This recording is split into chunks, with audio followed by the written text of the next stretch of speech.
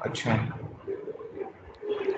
नहीं, distance relay और impedance relay की बात हुई थी ना। डिस्टेंस रिले क्या होती है, फर्स्ट ऑफ ऑल तो ये बताइए, distance, what is distance relay? Distance relay क्या होती है ये बताइए। सर डिस्टेंस रिले तो डिस्टेंस पर डिपेंड होती है। किस चीज की डिस्टेंस पे डिपेंड होती है, क्या डिपेंड होती है?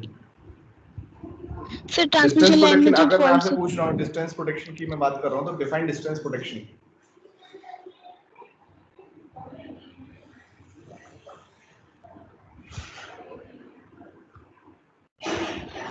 मेरी आवाज आ रही है आप लोगों को?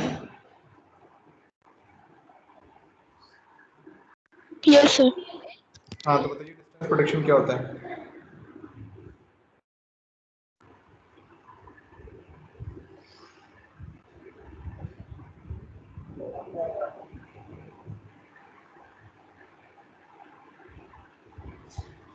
क्या हुआ, नहीं पता? Hello? Yes sir. Sir distance protection जो होता है ये basically extra voltage transmission line और सब ट्रांसमिशन लाइन्स के लिए यूज किया जाता है। देखो मैं पूछ रहा हूँ आपसे कि डिस्टेंस प्रोटेक्शन होता क्या है, आप ये बोल रहे हो कि डिस्टेंस प्रोटेक्शन इसके लिए यूज होता है। मैं क्या पूछ रहा हूँ, डिस्टेंस प्रोटेक्शन होता क्या है? अब आप सोचो आप क्या समझ रहे हो क्लास में बैठ के।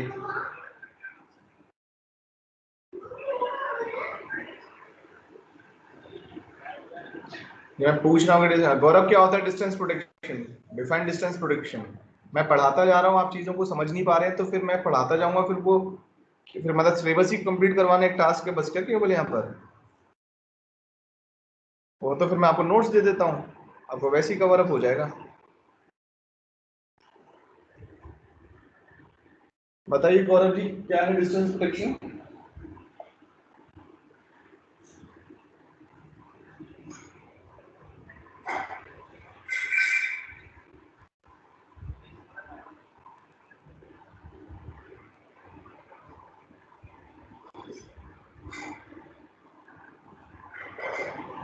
Hello, are you there Gaurav? Yes. Yes sir. भाई सुनाई नहीं दे रहा मैं बोल रहा हूँ तो आपको? यस सर सुनाई दे रहा।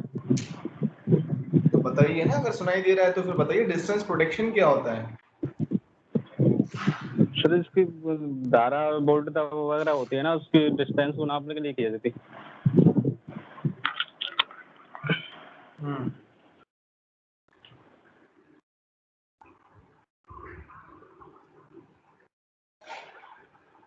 ओके, और तो विद्युत चुम्बकीय क्षेत्र के अलावा वो क्या बोलते हैं, ठोस अवस्था में भी होती है, solid.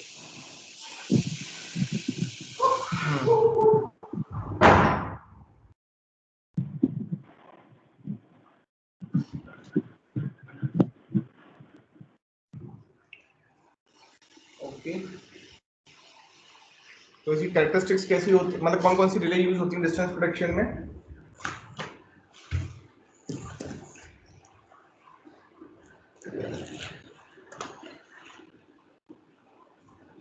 What type of relays we are using for distance protection?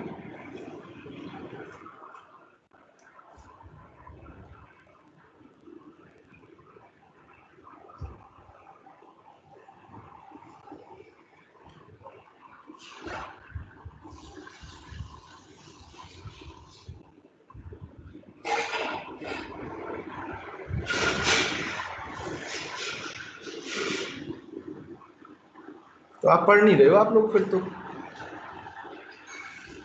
आप पढ़ाई नहीं कर रहे हो।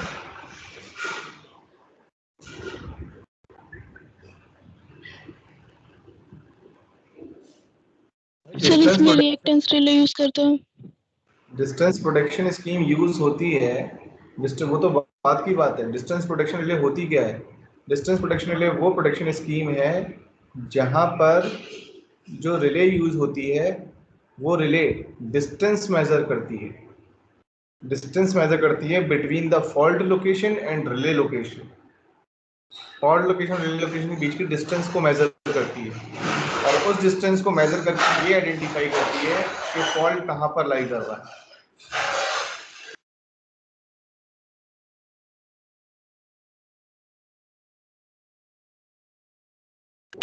तो ये क्या नाम है, डिपेंड करता है, डिस्टेंस इसका मेजर किया जाता है। Distance protection scheme is the scheme under which the relay used measures the distance between the relay location and the fault location. If that fault lies within within this region, then the relay will send the tripping command to the circuit breaker within this zone.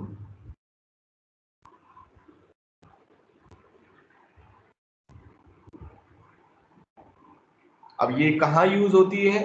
If we are talking about the distance, so this relays are using for the sub transmission and sub transmission lines for the voltage level up to 132 kV.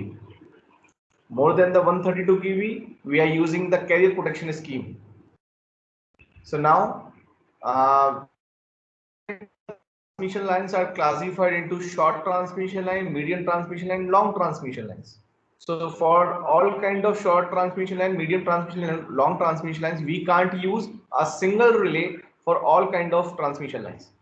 So definitely we have a different classification for this under this distance protection scheme. That is impedance relay, reactance relay, Moore relay, and other characteristics relay also. Angle admittance relay, quadrilateral relay, elliptical relay. But majorly what three types of relays we are using, that is impedance relay, reactance relay, and the Moore relay. So what is the application of these kind of relays? So reactance relay are generally used for the short transmission line.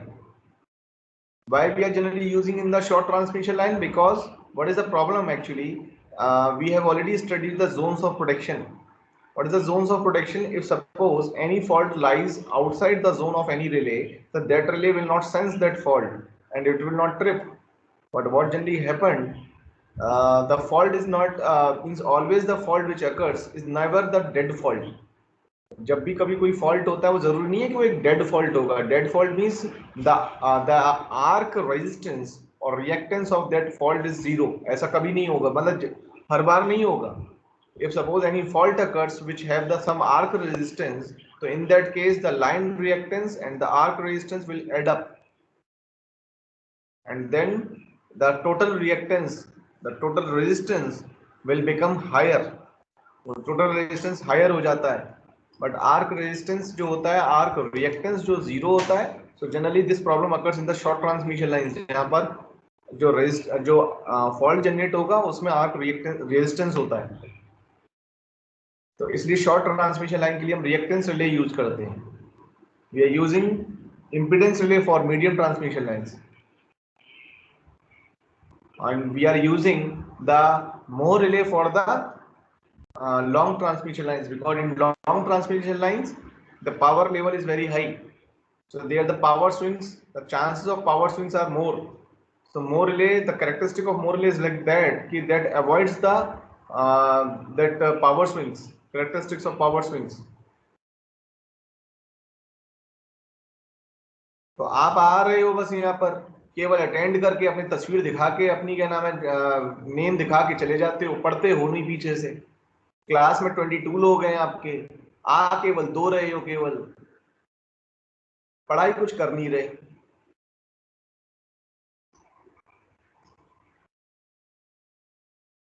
पढ़ाई कुछ कर नहीं रहे, केवल attendance लेने के लिए आ रहे हो क्या केवल बस यहाँ पर? ये सारी चीजें बताई गई हैं, पढ़ाई गई है, उसके बाद अगर नहीं समझ में आ रहा तो पूछो. अब मैं आगे का टॉपिक कवर करूंगा, अब वो डिपेंडेंट है जो पहले पढ़ाया उस टॉपिक पे. अब वो आपको पिछला टॉपिक ही नहीं आता तो मैं आगे का टॉपिक पढ़ा दूंगा, तो क्या मतलब है उस टॉपिक का भी? This is really ridiculous.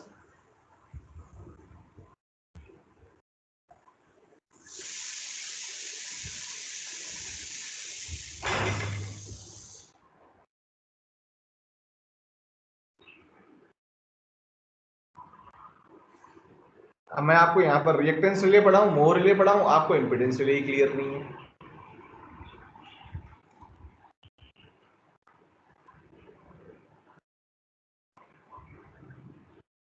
तो चेहरा दिखाने मत आओ यहाँ पर, केवल पढ़ाई करो अच्छे से, क्योंकि अच्छे से पढ़ाई करोगे, समझोगे चीजों को ना, तो बेटर होंगी चीजें। हो सकता है एक जो चीजें डिले हो जाएंगी, बट क्या नाम है, समझ में तो आएगी, जितना पढ़ोगे उतना तो समझ में आएगा। This subject is very interesting subject, मैंने पहले भी बोला था ये चीज, लेकिन इसको समझ के पढ़ोगे तो ज्यादा बेटर है।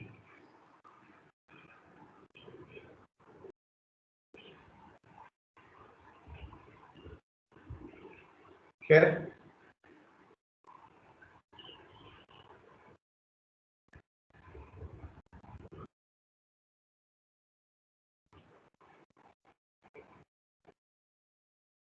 इसलिए अब इम्पीडेंस फील्ड में मैंने कैरेक्टरिस्टिक्स भी आपको बता दी मैंने को, और मैंने आपको ऑपरेटिंग टाइम कैरेक्टरिस्टिक्स भी बता दी, ठीक है। उसके बाद मैंने आपको इम्पीडेंस फील्ड की ये ऑपरेटिंग कैरेक्टरिस्टिक्स भी बता दी हैं, ठीक है। 3 जोन प्रोटेक्शन स्कीम की मैं आपको ये कैरेक्टरिस्टिक बता रहा था, ठीक है। तो इस 3 जोन प्रोटेक्शन स्कीम में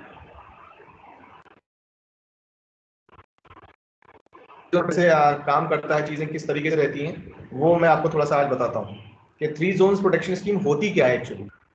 3 जोन्स प्रोटेक्शन स्कीम मतलब पूरी की पूरी transmission lines are classified, are distributed, या फिर कह सकते हो आप सेक्शनाइज्ड हो जाती है 3 डिफरेंट सेक्शंस में। हर 3 डिफरेंट सेक्शंस में पहला, दूसरा, तीसरा, फिर कंसेक्यूटिवली पहला, दूसरा, तीसरा, फिर पहला, दूसरा, तीसरा, फिर पहला, दूसरा, तीसरा, फिर पहला, दूसरा, तीसरा, मतलब शुरू से लेके एंड तक पूरी की पूरी ट्रांसमिशन लाइंस क्लासिफाइड है इन 3 डिफरेंट सेक्शंस। और वो डिफरेंट सेक्शंस को बोला जाता है zones actually. Why we are showing over here zones, क्योंकि मैंने जब आपको पहले पढ़ाया था प्रोटेक्टिव जोन्स, जो प्रोटेक्टिव जोन्स होते हैं वो ओवरलैप करते हैं एक दूसरे को, तो जोन्स की बात कर रहे हैं, ठीक है।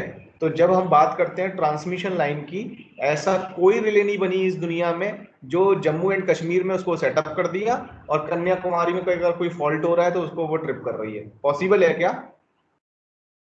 अगर मैं बात करूं, प्रैक्टिकली बात करूं आपको सिनेरियो की, तो जम्मू कश्मीर में अगर कोई रिले सेटअप लगा हुआ है किसी भी डिस्ट्रीब्यूशन सेक्टर में, ट्रांसमिशन लाइन में, और वो क्या नाम है कन्याकुमारी वाली में, अगर कन्याकुमारी में फॉल्ट हो रहा है तो वहां नहीं कर पाएगा।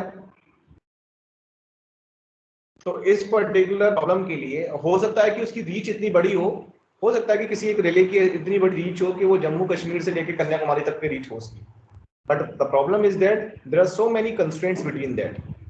बहुत सारे कंस्ट्रेंट्स हैं इस दौरान। अभी कहीं भी कोई भी अगर फॉल्ट होता है, अगर कहीं भी कोई भी फॉल्ट होता है, तो उस फॉल्ट के लिए क्या रहता है, मैं थोड़ा सा आपको बताता हूँ।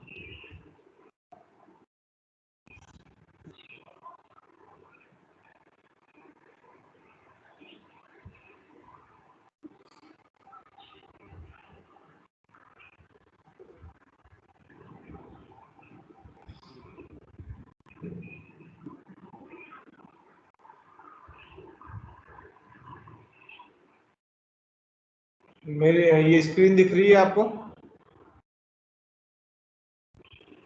Yes sir.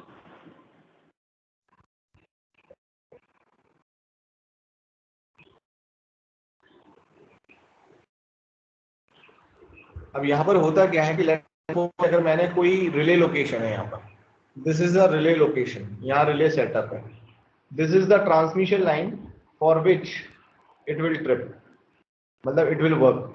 तो अब इस ट्रांसमिशन लाइन में लेट अस सपोज ये जो है एक एंड पॉइंट है दूसरा।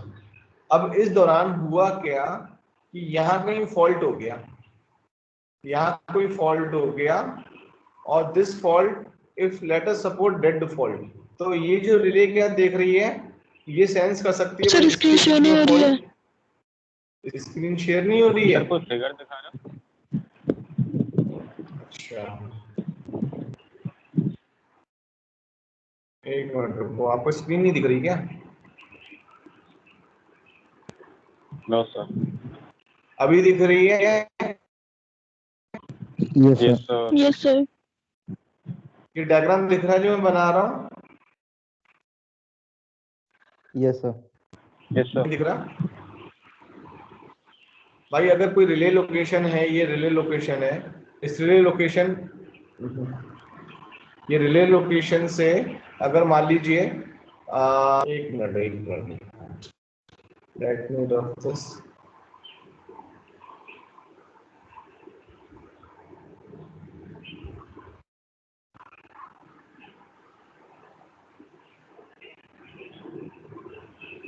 तो ये थोड़ा सा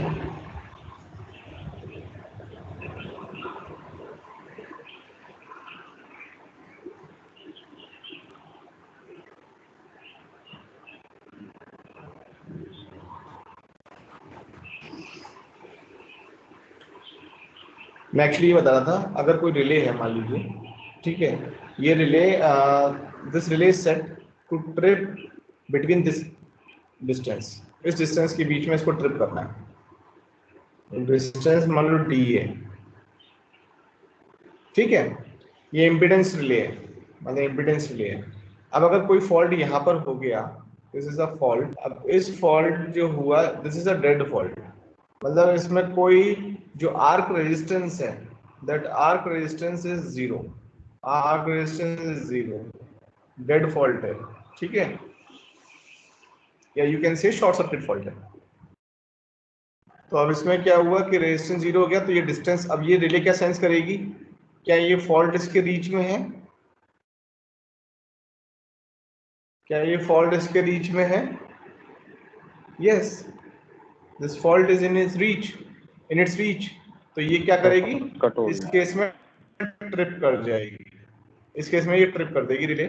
बट अगर दूसरी सिचुएशन आई जहां पर ये रिले और ये जो है आपका लोकेशन वही है सेम, इस डिस्टेंस के बीच में इसको ट्रिप करना था, बट एक्चुअली यहाँ पर ये फॉल्ट डेड फॉल्ट नहीं है, this fault have some arc resistance, कुछ ना कुछ आर्क रेजिस्टेंस इसका है इस फॉल्ट का, ठीक है,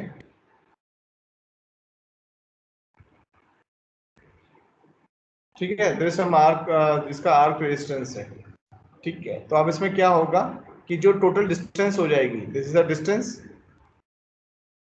सो ये जो रेजिस्टेंस, टोटल रेजिस्टेंस कितना हो जाएगा, वो हो जाएगा डी प्लस आर ए, यही हो जाएगा भाई, डिस्टेंस जो मेजर हो रही है इन टर्म्स ऑफ रेजिस्टेंस ही तो मेजर हो रही है, ठीक है, यस सर। तो अब ये जो लेंथ है वो लेंथ क्या लगेगी, ठीक है, वो लेंथ क्या होगी, यहाँ से लेके यहाँ तक तो है ही, और ये जो रेजिस्टेंस है ये ऐड हो गया, तो ऐसा लगेगा, ऑल्दो ये फॉल्ट इस लोकेशन के अंदर में हुआ है, बट ऐसा लगेगा कि ये जो फॉल्ट कहाँ हुआ है, कहीं बाहर, ऐसा लगेगा कि फॉल्ट कहीं बाहर हुआ है, यानी क्योंकि ये रेजिस्टेंस ऐड हो गया तो ये डी, और सपोज करो कि आर ए कुछ ऐसा है कि यहाँ से लेके यहाँ तक इतना वैल्यू है आर ए की, तो ये एक्चुअली फॉल्ट क्या लगेगा कि वो यहीं कहीं हुआ है, समझ रहे हो आप मैं क्या कहना चाह रहा हूँ, ठीक है, ये फॉल्ट यहाँ हुआ है, instead of here this fault looks like कि ये फॉल्ट हुआ है आउटसाइड इट्स रीच। तो इस सिचुएशन को क्या बोलते हैं, ओवर रीच, इस सिचुएशन को क्या बोलते हैं हम लोग, ओवर रीच सिचुएशन, इस सिचुएशन को क्या बोलते हैं हम, अंडर रीच सिचुएशन, मतलब इस रिले के रीच में था ये फॉल्ट, अंडर रीच था, और इस लोकेशन पे ये ओवर रीच है, मतलब रीच में नहीं है, क्लियर है आपको, समझ में आया, जो होती है वो शॉर्ट ट्रांसमिशन लाइंस में होती है, तो शॉर्ट ट्रांसमिशन लाइन में अब जैसे हमने ये आर ए है, और आर मतलब रेजिस्टेंस यानी इम्पीडेंस, इम्पीडेंस में मोस्टली पार्ट हम रेजिस्टेंस का कवर करते हैं, रिएक्टेंस इज, तो उसमें क्या है कि ये जो आर है ये इम्पीडेंस के साथ आर प्लस आर ए हो जाएगा, तो यानी कि टोटल रेजिस्टेंस कहीं ना कहीं ज्यादा हो जाता है, बट एक्चुअली इसका जो एक्स ए है, इस फॉल्ट का जो एक्स ए है वो ऑलमोस्ट जीरो है, वो ऑलमोस्ट जीरो है, तो यानी कि अगर x रिएक्टेंस मेजर करेंगे हम लोग और x a दोनों ही सिचुएशन में जीरो है, चाहे वो फॉल्ट कोई सा भी हो रहा हो, तो ये वैल्यू बहुत ज्यादा चेंज नहीं होगी, जो टोटल लेंथ है वो ज्यादा चेंज नहीं होगा, तो यानी कि फॉल्ट कभी भी ओवर रीच सिचुएशन में नहीं आएगा, ठीक है। इसलिए सबसे पहली चीज तो ये कि हम रिएक्टेंस लेकर यूज करते हैं, वो तो एप्लीकेशन मैंने बता दिया आपको रिएक्टेंस ले की, बट एक्चुअली कि जोन्स ऑफ प्रोटेक्शन क्यों यूज करने की जरूरत है?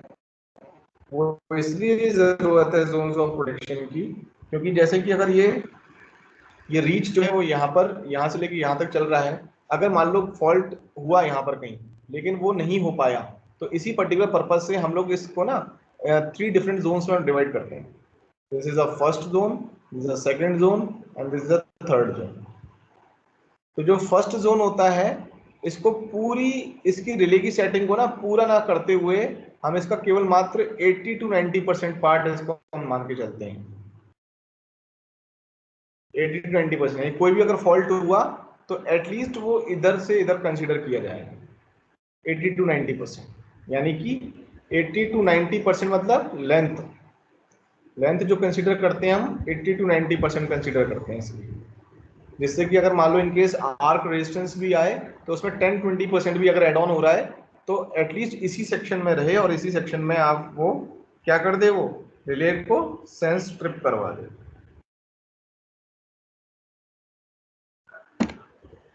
ठीक है,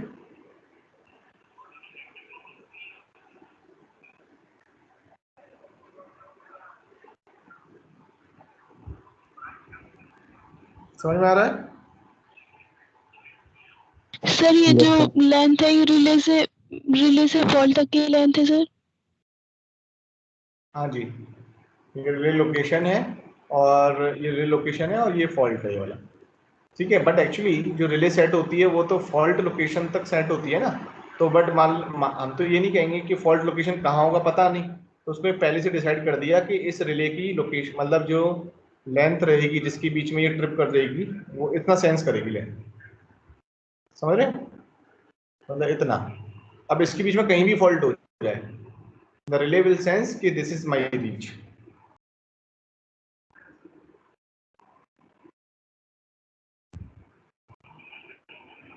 ठीक है, ओके सर। ठीक है, तो अब जो है इसमें 3 जोन्स ऑफ प्रोटेक्शन जो है उस 3 जोन्स ऑफ प्रोटेक्शन को भी हम लोग देखते हैं कि what is 3 zones of protection scheme.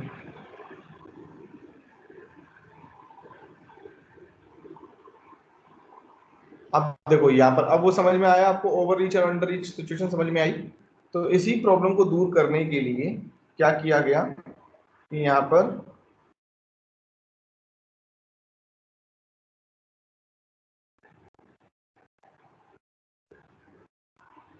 Hello, मेरी आवाज आ रही है?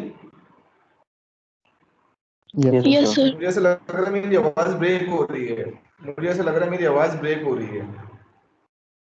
Yes sir. कभी कभी होता है ब्रेक। ओके चलिए कोई नहीं, तो इसीलिए हमने क्या किया कि इसको 3 जोन्स में हमने इसको डिवाइड किया पूरे को। तो 3 जोन्स क्या है, 3 units of impedance relay are used, मतलब एक ही पर्टिकुलर लोकेशन पर, यानी जहां रिले लोकेशन होता है ना, जहां पर हम केवल एक रिले यूज करते थे वहां पर अब एक रिले यूज नहीं करेंगे, वहां पर हम लोग क्या यूज करेंगे, 3 डिफरेंट रिलेज यूज करेंगे डिस्टेंस की, 3 डिफरेंट रिलेज यूज करेंगे डिस्टेंस के लिए, डिस्टेंस प्रोटेक्शन के लिए। ठीक है, तो हमने क्या किया कि particular location of 3 zones of protection scheme, अब 3 डिफरेंट जोन्स में हमने प्रोटेक्शन किया है और एक पर्टिकुलर रिले लोकेशन पर 3 रिले को इंस्टॉल किया है, वो तीनों रिले अलग अलग टाइप की हैं। ठीक है, नॉर्मल प्रैक्टिस में क्या होता है, जो फर्स्ट सेक्शन होता है that is protected up to 80 to 90% of the protected line, होता है ना, अभी 80 से 90% को प्रोटेक्ट किया जाता है। ठीक है, इसका क्या रीजन है, the protected zone of the first unit is called the first line of defence, ये तो चलो खैर आपको पता ही है, प्राइमरी प्रोटेक्शन स्कीम। ठीक है, it is a high speed unit and is used for the primary protection of the protected line. ठीक है, ये हाई स्पीड यूनिट होती है, प्राइमरी स्कीम होती है, उसमें हम कहां कौन सी रिले यूज करते थे, याद है कुछ, instantaneous relay, do you remember? Yes sir. याद आ रहा है कुछ कि हम कौन सी रिले यूज करते थे, इंस्टेंटेनियस ओवरकरेंट रिले, तो यहाँ पर भी इंस्टेंटेनियस रिले यूज की जा रही है जो 1 से 2 साइकिल में ट्रिप कर जाती है। 1 से 2 साइकिल मतलब 1 cycle complete, second cycle complete, it will trip. So this unit is not set to protect the entire line, to avoid undesired tripping due to overreach. समझ रहे? ओवर रीच, तो undesired tripping हो जाती है over reach situation की वजह से, ठीक है। तो if the relay operates for a fault beyond the product line, this phenomenon is called over reach. समझ में आ रहा है ओवर रीच? मैंने अभी बताया आपको, मैंने आपको डायग्राम बनाकर भी दिखाया कि क्या होता है ओवर रीच। तो ओवर रीच में occur due to transient faults की वजह से भी, ये ट्रांजिएंट फॉल्ट की वजह से हो जाती है situation. So the main purpose of the second unit, अब second unit का क्या, second unit क्या है, अच्छा रिले वहीं पर ही सिचुएटेड है उसी पर्टिकुलर लोकेशन पर, ठीक है, लेकिन वो सेट है सेकंड जोन को प्रोटेक्ट करने के लिए। देखो ये जो पहला जोन है, this is a second zone. मेरा कर्सर दिख रहा है आपको, मैं कर्सर जो मूव कर रहा हूँ? Yes sir. Can you able to see my cursor? Yes sir. Yes, sir. So this is the first, this is a section, this is a second section, this is a third section, means zone, first zone, second zone, third zone, okay। So now जो second zone में जो unit होती है, यानी second unit का क्या होता है, वो क्या करती है, प्रोटेक्ट करती है rest of the protected line, मतलब सेकंड लाइन को, which is beyond the reach of the first unit. The setting of the second unit is so adjusted that it operates the relay even for arc faults at the end of the line। यानी कि relay इस तरीके से set की जाती है second relay कि मान लो अगर मान लो कोई आर्क फॉल्ट हो गया जिसमें आर्क रेजिस्टेंस है, मैंने बोला ना आपको आर्क रेजिस्टेंस भी हो सकता है, तो जैसे आर्क रेजिस्टेंस होगा तो क्या लगेगा, फॉल्ट कहां पर है, फॉल्ट जो है दूसरे सेक्शन में ऐसे तो दिखेगा। Yes sir. तो उस केस में क्या होगा कि जो सेकंड रिले है ना उसको डायरेक्शनल फीचर होना चाहिए उसमें, मतलब वो दोनों साइड पे ट्रिप कर सकती है, आगे भी पीछे भी, उसमें डायरेक्शनल फीचर ऐड किया जाता है। The unit must reach beyond the, in other words, its setting must take care of underreach caused by arc. Underreach is also caused by intermediate current sources, errors in data available for initiating setting of the relay, and errors in CTVT and measurement performance by the relay. Yes, this is very true. कि underreach situation, overreach situation ना सिर्फ fault arc faults की वजह से भी होती है, but also due to the error in the measurements, error की वजह से भी हो जाती है।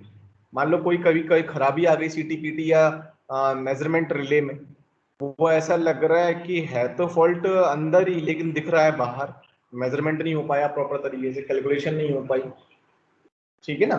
तो सेकंड जोन प्रोटेक्शन को कुछ टाइम डिले दिया जाता है, इसमें टाइम डिले रिले यूज की जाती है, ठीक है ना। तो fix time delay relay use की जाती है जिसकी ऑपरेटिंग टाइम यूजुअली 0.2 से 0.5 सेकंड के बीच में सेट किया जाता है। क्लियर है? Yes sir. आवाज आ रही है आपको मेरी? जो थर्ड Yes, जोन प्रोटेक्शन है वो वॉइस ब्रेक हो रही है सर। ये बैकअप प्रोटेक्शन के रूप में यूज किया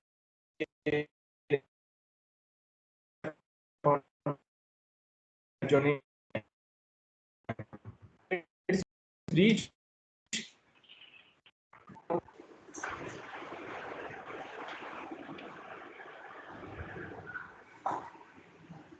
हेलो सर अभी वॉइस Yes, sir. मेरी आवाज आ रही है आपको? सर अभी आ रही है, बीच में चली गई थी, ब्रेक हो गई थी सर। ठीक है, अभी आ रही है? Yes sir. ओके, तो समझ में आया अभी आपको मैं क्या बताना चाह रहा हूँ? तीसरा जोन जो प्रोटेक्शन स्कीम है,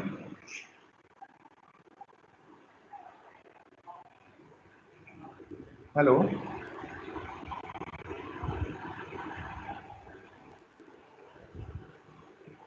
सर वॉइस नहीं आ रही थी सर आपकी। अभी आ रही है मेरी वॉइस? Yes sir. ओके, ठीक है। सो बेसिकली जो थर्ड जोन ऑफ प्रोटेक्शन है वो प्रोवाइड, वो एज अ बैकअप प्रोटेक्शन के रूप में यूज किया जाता है, ठीक है, एडजॉइनिंग लाइन के लिए।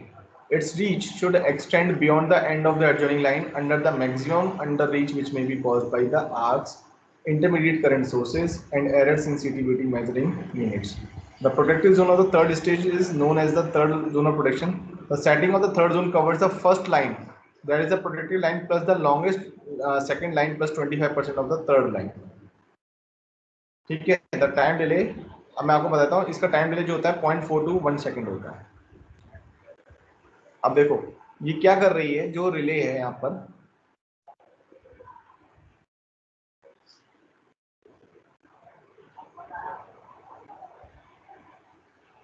आपको दिख रहा है जो मैं स्क्रीन दिखा रहा हूँ आपको, ये मैं जो डायग्राम बना रहा हूँ ये दिख रहा है आपको? No sir. नहीं सर। नहीं दिख रहा है? No sir.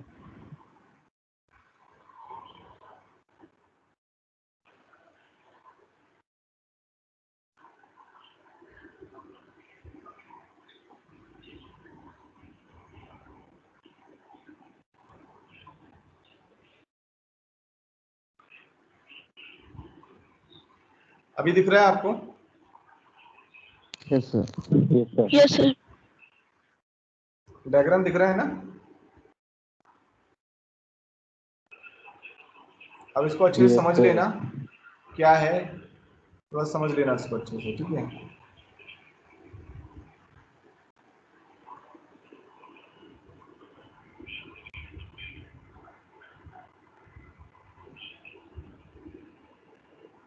देखो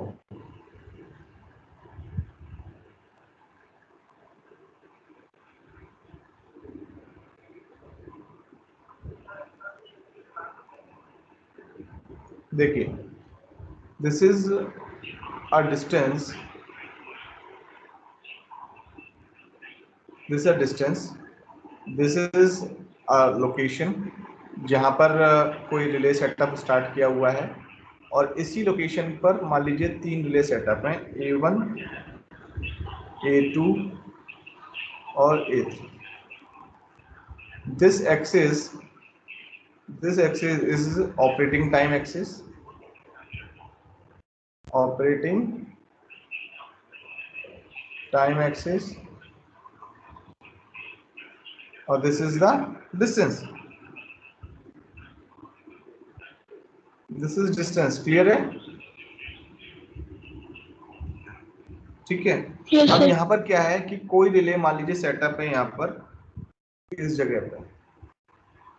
अब यहाँ पर क्या हुआ, ये पहला सेक्शन है, 3 सेक्शन में इसको डिवाइड किया गया है, 3 सेक्शन में डिवाइड किया गया है, मतलब आप ये मान लो कि this is a section A, B, C और ये बियॉन्ड C। ठीक है, तो पहला सेक्शन क्या हो गया, फर्स्ट सेक्शन कौन सा है इसमें, एक तो AB सेक्शन है, एक BC सेक्शन है और एक बियॉन्ड C सेक्शन है, एक बियॉन्ड C सेक्शन है, क्लियर है? तो कोई भी रिले जो यहाँ से स्टार्ट हो रही है, that will start from here, it will trip for 80 to 90% fault, यानी 80 to 90% सेक्शन कवर करेगी बस यहाँ तक, ठीक है? बाकी का रेस्ट जो 15-20%, 10%, 15-20% है ना, ये कवर किया जाएगा इस वाली रिले के द्वारा, दूसरी वाली रिले के द्वारा, और जो रिले है ये करेगी 50% कवर यहाँ का,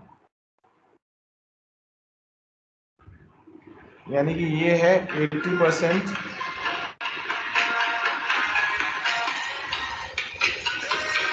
एक मिनट दीजिएगा मेरे को ना,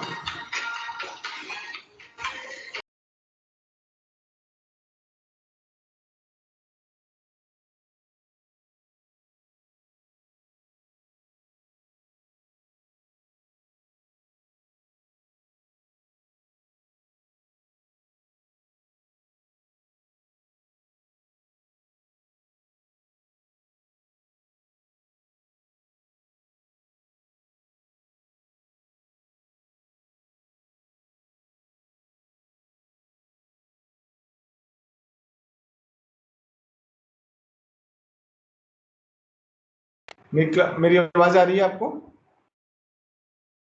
डायग्राम दिख रहा है सभी को? Yes sir. डायग्राम Yes, दिख रहा sir. है?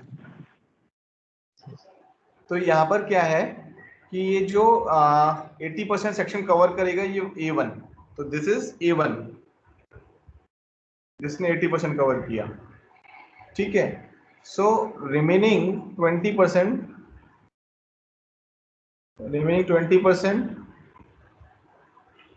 और नेक्स्ट 50%। नेक्स्ट 50% ये कौन कवर कर रहा है? ये कौन सी रिले कवर कर रही है? Second relay. Second relay A2। ठीक है, थर्ड रिले क्या करेगी? 50% यहाँ वाला, क्लियर है?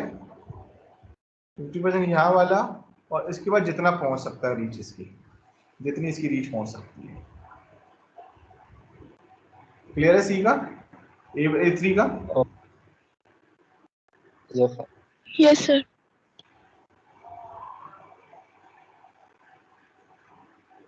तो ये जो है 50% ये प्रोडक्ट करती है BC सेक्शन को, और बाकी का रिमेनिंग किसको प्रोडक्ट करती है? वो बियॉन्ड सी को। ठीक है, तो इस तरीके से होता है। अब अगर मान लो कोई फॉल्ट हुआ, यहाँ पर कोई फॉल्ट हुआ, अब जैसे कि लेट अस सपोज मैं आपको फॉल्ट दिखाता हूं। अगर फॉल्ट यहां हुआ,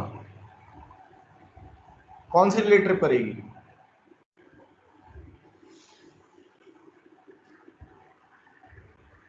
ये इंस्टेंटेनियस रिले होती है। ये इंस्टेंटेनियस रिले होती है जो 1 से 2 साइकिल में ट्रिप कर जाती है।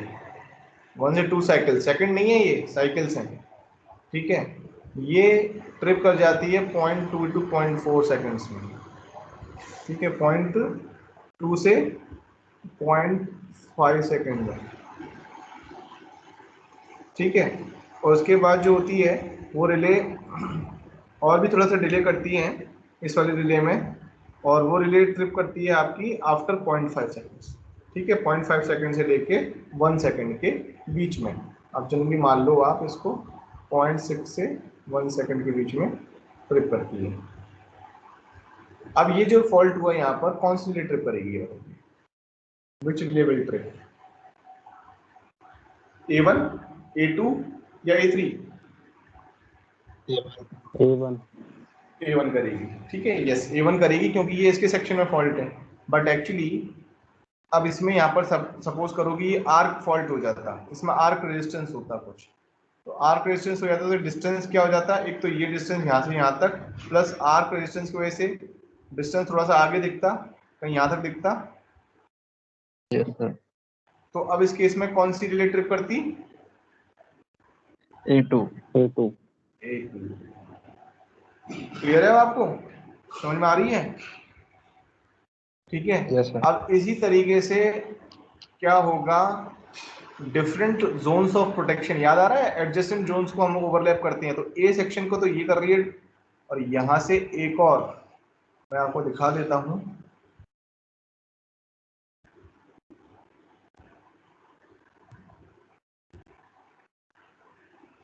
यहां से फिर दोबारा से वो एक, ये जो बी है, इस बी सेक्शन है ना, सेक्शन बी, इस पे भी तो रिलेट सेट हो रही होगी कोई।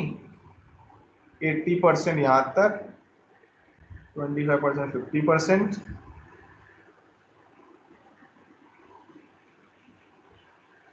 B1, B2, B3, remember? ठीक है, इसी तरह सी पे सेक्शन पे कोई रिलेट ट्रिप हो रही हो, सेंस हो रही होगी, तो ये यहाँ से चलेगी। मतलब अगर ये डी है यहाँ पर, लेटर सपोज डी है, तो यहाँ तक, फिर यहाँ तक, फिर एच चली जाएगी। क्लियर है? समझ में आ रहा है? मतलब हर सेक्शन पे, हर पॉइंट पे, हर लोकेशन पे 3 रिले को, instead of single relay we are using 3 relays. Clear है? Yes sir. Yes sir. So this is called the 3-zone protection scheme, and this protection scheme is very important, very important. ये समझ लीजिए exam में आता ही आता है, और हमारा ये एक्चुअली प्रैक्टिकल सिनेरियो है जो शो होता है यहाँ पर। जो प्रैक्टिकल सिनेरियो है एक तरीके से, तो आप इसको पूरा लिख सकते हैं 3 zones protection scheme। ठीक है, बुक में आपको इतना इस तरीके से डायग्राम नहीं मिलेगा, तो इसको ड्रॉ कर लेना आप लोग। ठीक है, 3 zones production scheme.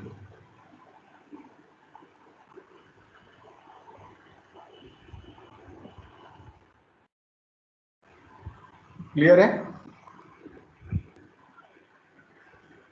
Yes, sir. Yes, sir. तो ये है इम्पीडेंस रिले और 3 जोन्स प्रोटेक्शन स्कीम सारा का सारा। ठीक है, अब यहाँ पर हम लोग इम्पोर्टेंटली ये डिपेंड करता है आगे रिएक्टेंस रिले भी है, रिएक्टेंस रिले भी हम लोग यूज करते हैं। ठीक है, तो reactance relay is very simple है। रिएक्टेंस रिले की जो कैरेक्टरिस्टिक है वो बहुत सिंपल है। ठीक है, अब अच्छा, इम्पीडेंस रिले में क्या यूज मेजर करते हैं? इम्पीडेंस मेजर कर रहे हैं। रिएक्टेंस रिले में क्या मेजर करेंगे?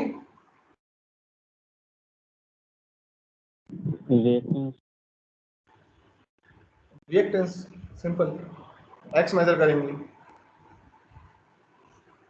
ठीक है, रिएक्टेंस रिले में क्या मेजर किया जाएगा? रिएक्टेंस मेजर किया जाएगा।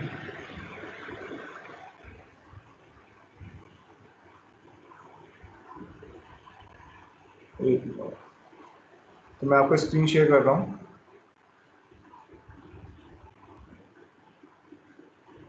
दिख रहा है आपको? Yes, sir. ठीक है, सो स्टैटिक वाला स्टैटिक वाला आपके सिलेबस में नहीं है। स्टैटिक इम्पीडेंस रिले सब कुछ नहीं है। ठीक है, माइक्रो प्रोसेसर नहीं है। अब रिएक्टेंस रिले, तो reactance relay measures the reactance of the line of the at the relay location and is not affected by the variation in resistance. Clear हुआ यहाँ पर एक चीज कि मैं आपको बता रहा था अभी कि रेजिस्टेंस के वेरी करने से फर्क नहीं पड़ेगा, क्योंकि ये तो रिएक्टेंस है भाई, इससे क्या फर्क पड़ना है। ओके, तो यहाँ पर क्या है, reactance relay measures the reactance of the line, hence it's performance remain unaffected by the arc resistance. ये सबसे इंपॉर्टेंट फीचर होता है इस रिएक्टेंस रिले का कि आर्क रेजिस्टेंस से अफेक्टेड नहीं होती है during the occurrence of the fault. अभी हम लोग आर्क रेजिस्टेंस की वजह से condition over reach under reach हो जाती है ना, मतलब कंडीशन अंडर रीच होते हुए भी फॉल्ट है तो उसी सेक्शन में, लेकिन ऐसा लगता है कि वो सेक्शन में नहीं है, वो नेक्स्ट सेक्शन में फॉल्ट हो रहा है, क्योंकि उसका डिस्टेंस बढ़ जाती है, क्योंकि रेजिस्टेंस की वैल्यू बढ़ जाती है। ठीक है, and distance is nothing but proportional to the resistance और रिएक्टेंस। ओके,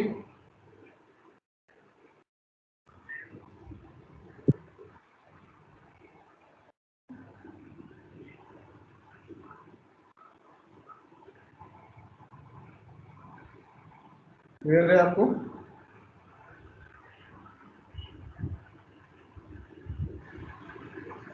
समझ में आ रहा है? हेलो, ठीक है, तो यहाँ पर क्या है कि Yes, sir. हाँ, लोकेशन एंड फॉल्ट पॉइंट। अब कैरेक्टरिस्टिक कैसे होती है इस तरीके की? भाई एक्स है केवल तो रेजिस्टेंस इस तरीके से होगा, रिएक्टेंस केवल रिएक्टेंस लाइन पर ये कैरेक्टरिस्टिक आएगी, मतलब स्ट्रेट लाइन कैरेक्टरिस्टिक होती है इसकी। ऊपर तो ब्लॉक है, नीचे क्या है? ट्रिपिंग कंडीशन, मतलब अंडर ट्रिपिंग कंडीशन है, ये ऑपरेटिंग कैरेक्टरिस्टिक है इसकी। अगर हम आरएक्स डायग्राम पे देखेंगे तो आरएक्स डायग्राम पे ये एक्स है, ये रेजिस्टेंस है, तो ये जो 3 जोन्स प्रोटेक्शन स्कीम है देखो 80%, 50% और 25%। समझ में आ रहा है आपको वो जो मैंने अभी दिखाया था आपको 3 जोन प्रोटेक्शन स्कीम?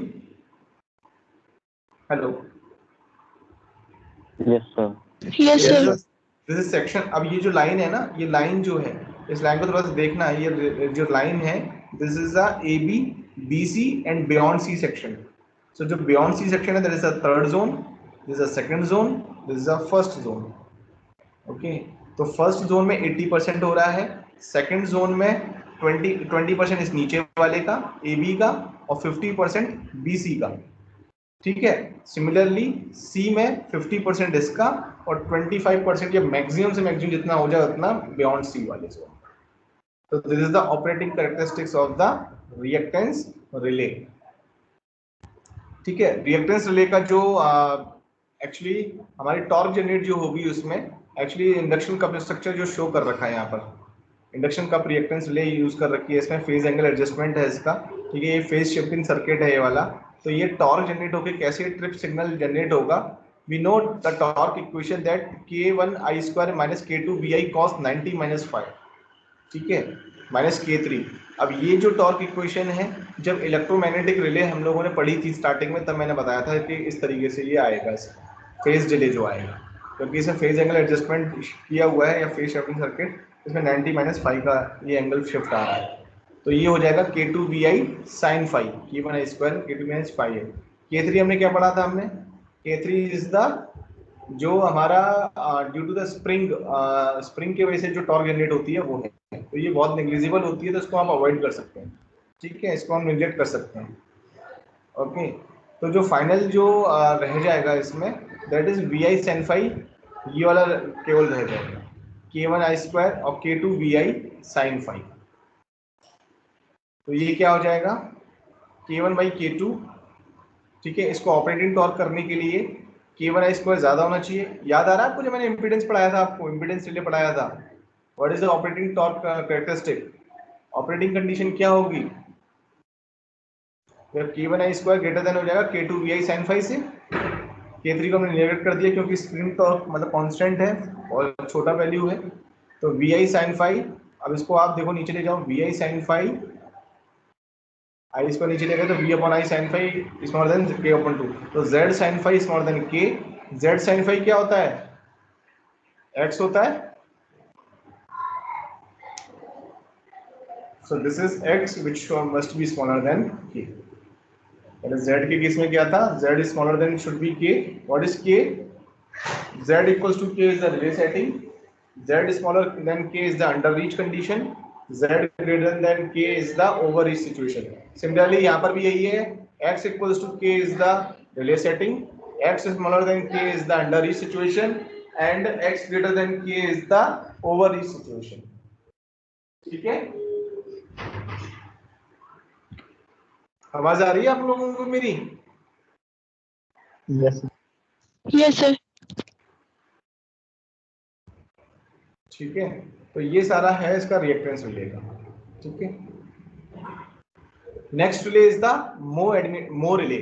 मो रिले को आप एडमिटेंस और एंगल एडमिटेंस रिले भी बोलते हैं, ठीक है। It's complete characteristic is majorly on the x axis, ठीक है। मो क्या होता है, मो is nothing but the admittance, ठीक है। इसके अंदर आपका फेज एंगल भी आ जाएगा इसमें। Mho relay measures the component of the admittance यानी y theta, what is this, amplitude और phase angle, amplitude and angle, ठीक है। अगर आप इसकी कैरेक्टरिस्टिक ड्रॉ करोगे इज अ सर्कल, इसकी सर्कुलर कैरेक्टरिस्टिक होती है passing through the origin, it is inherently, अब इसकी ओरिजिन से पास हो रही है, यानी कि इसका मतलब ये हुआ, अगर आप देखोगे R और X यानी इंपीडेंस रिले और रिएक्टेंस रिले में जो कैरेक्टरिस्टिक्स थी वो ओरिजिन से पास नहीं हो रही थी, बट यहाँ पर ये ओरिजिन से पास हो रही है। तो इसका मतलब ये हुआ कि इसमें डायरेक्शनल फीचर तो ऑलरेडी प्रेजेंट रहता है मो रिले में, mho relay already have the directional feature, ठीक है। तो it is inherently a directional relay as it detects a fault only in the forward direction, केवल फॉरवर्ड डायरेक्शन में ये रिले क्या करेगी, सेंस करेगी। This is obvious from its circular characteristic passing through the origin. It is also called as ये relay admittance और angle admittance, ठीक है, mho relay, but its characteristic is a straight line when plotted on the admittance diagram. अगर GB axis पे अगर आप draw करोगे admittance diagram पे, अगर आप इसकी कैरेक्टरिस्टिक ड्रॉ करेंगे तो स्ट्रेट लाइन कैरेक्टरिस्टिक आपको मिलेगी, but actually we are drawing on the RX diagram, तो आरएक्स डायग्राम पे आपको इसकी सर्कुलर कैरेक्टरिस्टिक आपको देखने को मिलेगी, ठीक है। तो इसकी टॉर्क इक्वेशन क्या होती है for mho relay, which is torque equals to K1, मतलब दो टॉर्क होंगी, एक तो क्या होगी आपकी ऑपरेटिंग टॉर्क, एक रिस्ट्रेनिंग टॉर्क और एक स्प्रिंग टॉर्क। तो K1 VI cos phi minus alpha, ठीक है, and minus K2 V square K3, ठीक। तो जो अपर एंड लोअर पोल्स हैं, ठीक है, energised by a voltage V to produce a polarising flux. The series capacitor provides memory action which will be explained later. The left pole is energized by a current which is the operating quantity. मतलब simple है, इसमें भी जो operating torque condition क्या होगी, जब आपका operating torque will be greater than the restraining torque यानी K2 V स्क्वायर। तो K1 VI cos phi minus alpha जब ग्रेटर देन होगा K2 V स्क्वायर से, तब ये रिले जो है ऑपरेट करेगी। अगर इसको हम एडजस्ट करके जब देखेंगे तो this will become Z upon cos phi minus alpha is more than K and this is nothing but the M, ठीक है, एंगल एडमिटेंस, ठीक है। तो इसमें भी 3 units of more relays are used for the protection of section of the line. Attitude same है, 3 Jones protection scheme का बताया हुआ है यहाँ पर, ये 3 जोन्स प्रोटेक्शन स्कीम यहाँ पर ये हम लोग यूज करते हैं। क्लियर है सभी को? Yes, sir.